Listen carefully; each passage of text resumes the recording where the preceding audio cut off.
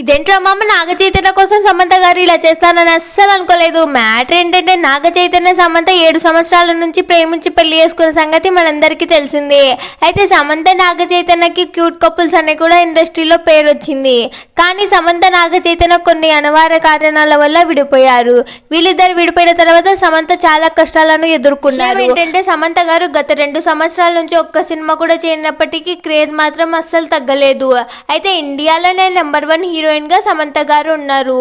బాలీవుడ్ లో ఆలియా భట్, దీపికా పదుకొనె కూడా వెనక్కి నెంబర్ 1 స్థాయిలో ఉన్నారు సమంత గారు. దీంతో భారత ఇండస్ట్రీ మొత్తం సమంత గారిని చూసి ఆశ్చర్యపోతున్నారు. ఇది ఇలా ఉంటే, సమంత గారు నాగ చైతన్యతో పెళ్లి చేసుకున్న తర్వాత హిందూ మతంలోకి మారిపోయారు.